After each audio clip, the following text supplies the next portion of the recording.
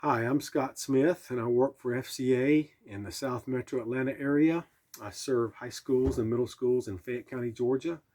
I'm very new to FCA. I've only been on staff for about 7 months.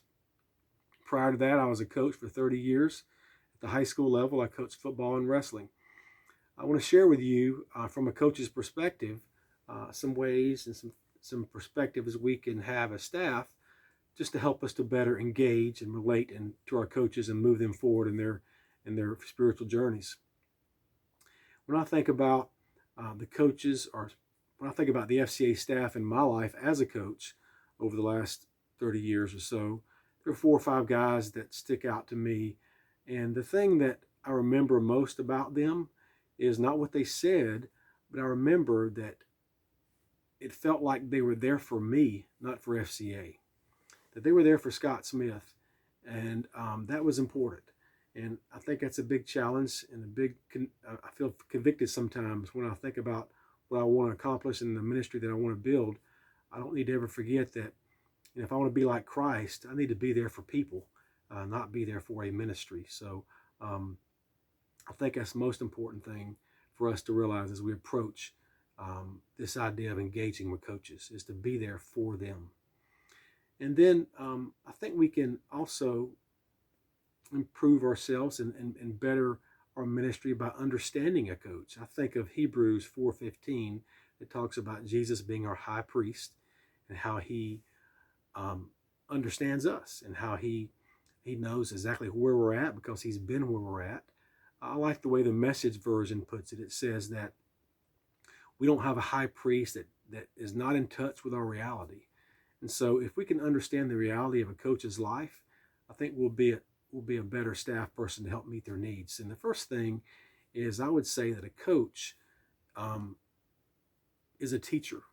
For the most part, a middle school or a high school coach is going to spend most of their day teaching a classroom. So for us to walk in, when we walk into their lives as staff, we need to remember that they've already spent the majority of their day teaching a class, and with that class comes deadlines and pressures and responsibilities and an emotional drain sometimes. So it's important for us to remember that, is that they are teachers first, and then when we see them at 4 o'clock in the afternoon, yeah, they got their coaching hat on, but they've spent a lot of time teaching first. So when they put that coaching hat on, there are things they do that no one else sees. Uh, a big part of their job as a coach largely goes unseen. I'm talking about the things behind the scenes, the day to day operations that it takes to run a program, like facilities and booster clubs. And then you've got, fields and all kinds of things like that. And of course, a coach, whether he's a head coach or an assistant coach, is going to deal with the discipline of his athletes. They're going to many times be in a role of a counselor for their athletes. So all these things go unseen. And then coaches, of course, they want to build character in the lives of their young ladies or young men, and sometimes that takes a long time. Coach Joe Ehrman, who wrote the book Seasons of Life, was once asked how did he think his team was going to be this year, and his response was, "Well, I don't know. We'll have to wait and see about 10 or 15 years down the road when we see what kind of fathers and what kind of um, husbands they are." So a lot of what coaches do and they invest their energy into sometimes takes a long time and they don't see that fruit. And with that, I think there's two big things that we can do to help a coach, and that is give them affirmation as number one, and a perspective as number two. So affirmation is just having someone say, "I see you." Athletes do this all the time. Um, Many times I've witnessed athletes yell out to their teammates across the field or the mat, "I see you, I see you." And what that does for that kid is it affirms what he is doing. It tells him that he's doing something good and someone else is noticing that. His teammate is noticing that. And so a coach needs that. We all need affirmation. But a coach does so many things that go unseen. He needs a cheerleader in his life to say, "I see you, coach. I see you." That's why it's important for a coach to have a spouse who's that cheerleader. And I shout out to my wife, who was that for me for 26 years. But as a FCA staff person, we can also be that person who sees what they do that no one else is seeing and tells them that and affirms them that we see what they're doing and we notice and we know they're making a difference. And the second thing is perspective. Perspective is what I call zooming out on the more important things in life and seeing the bigger picture. Because for a coach, it's so easy to zoom in on his record, on the game, on one athlete, on one problem, one issue, and not see the bigger picture. And, everybody in a coach's life, from the athletes to the parents to, the media to the administration, they're pretty much zooming in on small things.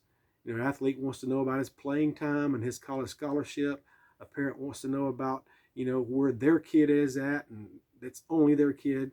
So sometimes a coach gets lost in that, and a coach is easily zoomed in on what is there in front of them, but doesn't see the bigger picture.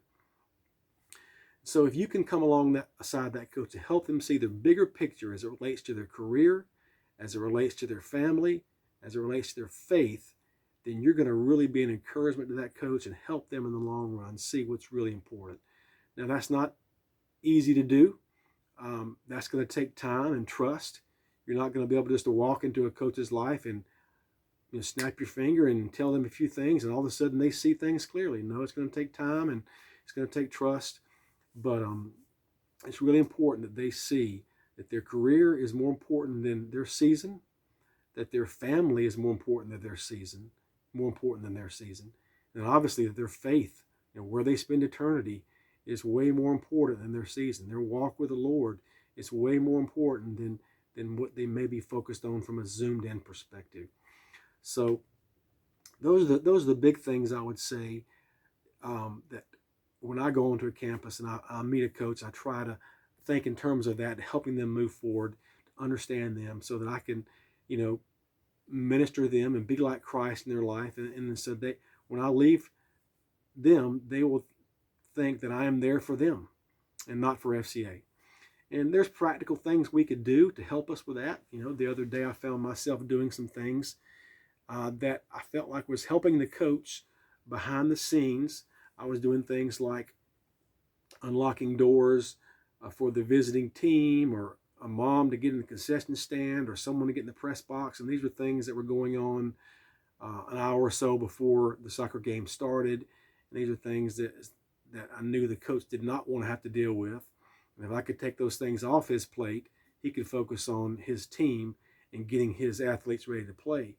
And so I have a lot to learn, but I just kind of fell into that.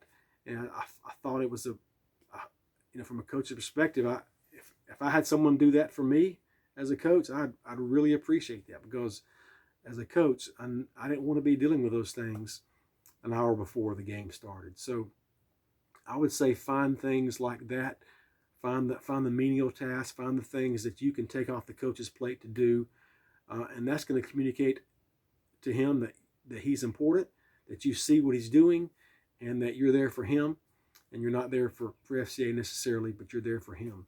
So I wish you the best as you go into your campus and engage with these coaches. It's a great opportunity. There's great men and women out there who are leading our athletes, and we're just privileged to be able to come along beside them and help them out. So I wish you the best, and thank you for listening.